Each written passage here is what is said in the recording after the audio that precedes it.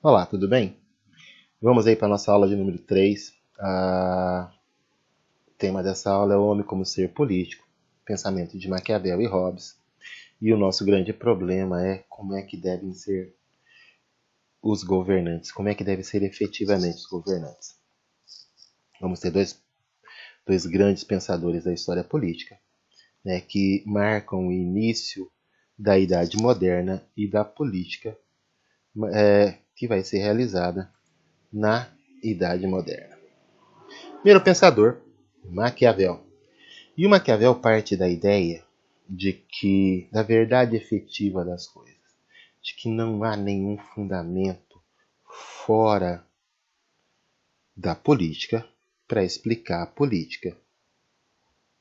E olhando para as cidades, olhando para as sociedades, o Maquiavel percebe que existem dois grandes desejos.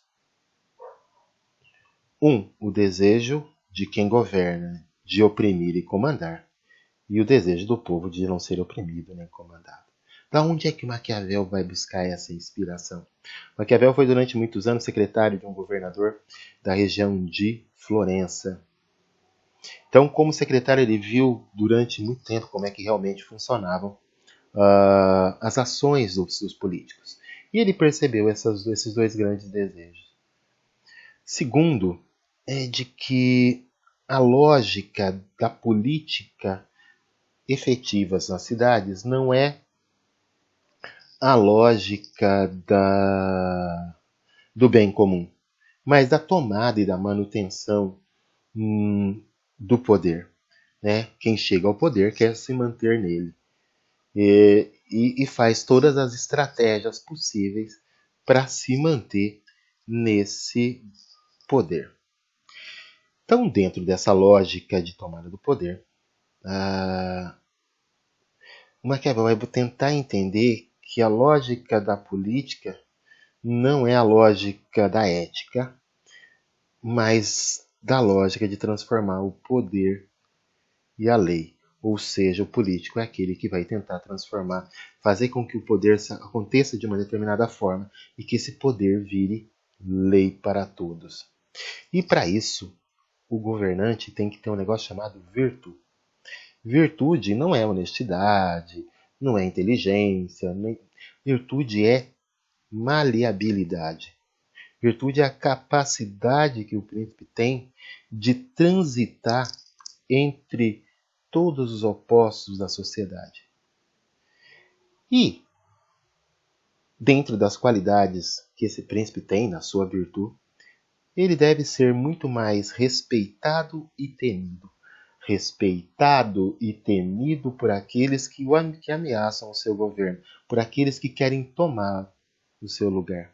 A gente está no fim da Idade Média, início da Idade Moderna, onde os governantes estão se construindo, os reis estão se construindo. E aquele conflito entre os senhores feudais que queriam tomar constantemente o poder do rei, é bom que o rei seja respeitado e temido por esses senhores feudais. Mas, ao mesmo tempo, ele tem que ser amado pelo povo. Tá? As pessoas, o povo, ele respeita, ele quer alguém que ele ame. Então, o rei tem que ser temido e respeitado pelos nobres e amado pelo povo. Tá? Então, diante dos nobres, o rei, melhor ser temido. Diante do povo, ser amado. E para que ele consiga isso, valem todos os meios, valem todas as estratégias, todos os jeitos, né? Vale mentir, vale subornar, vale tudo. Porque a ética do político é uma ética diferente daquela que é pensada para as pessoas, né? O ethos da vida política, ele é um ethos diferente do que a ética da honradez pensada antigamente. Então, honradez, sabedoria, esquece.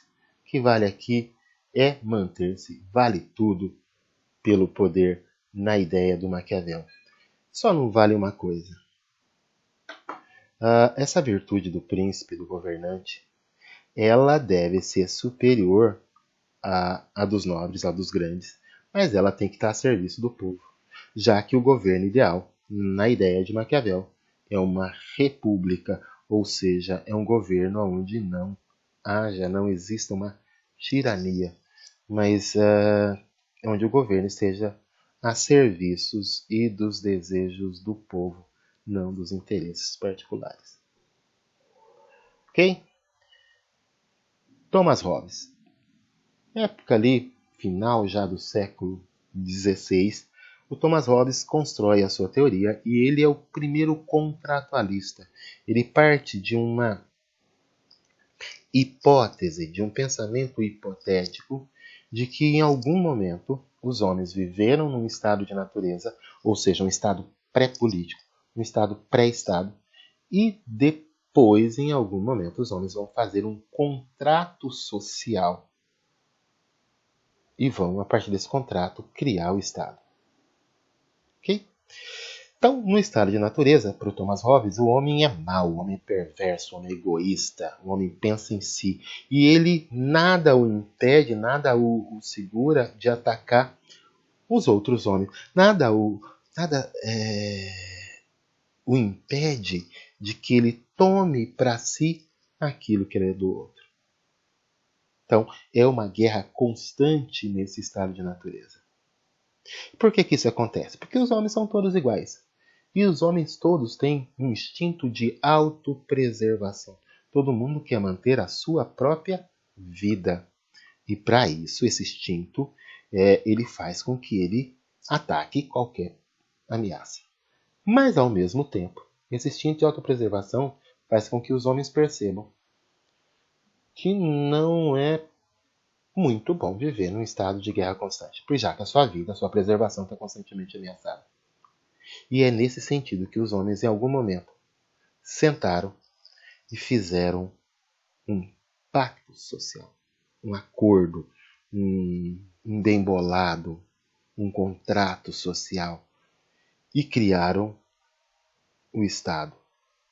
Então, é a partir da criação do Estado, da criação da política do Estado, que os homens saíram do estado de selvageria e entraram para a ordem moral, para uma sociedade organizada.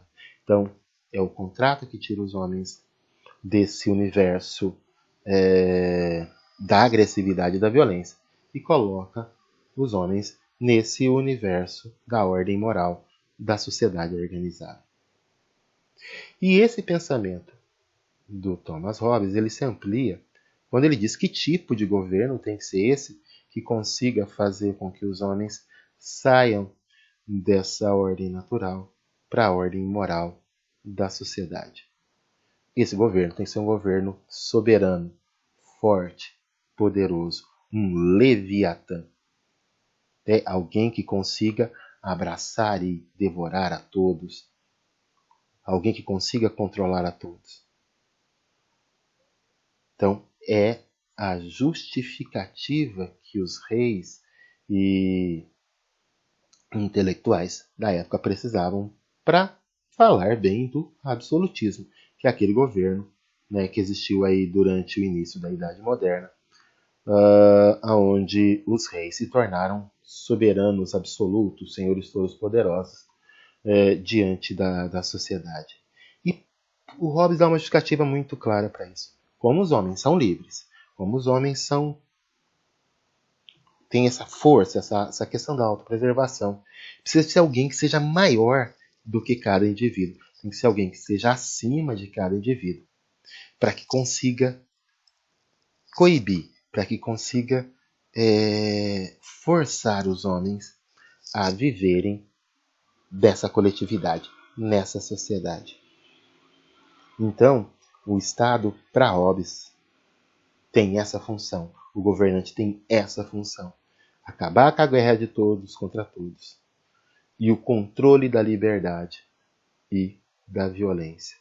Para isso tem que ser um governo forte. Para isso tem que ser um governo absolutista. né, um governo fraco não conseguiria. Beleza? Essa é a ideia, então, do meu amigo querido Thomas Hobbes. Tá? A gente vai ter aí algumas questões para que vocês façam a fixação do conteúdo.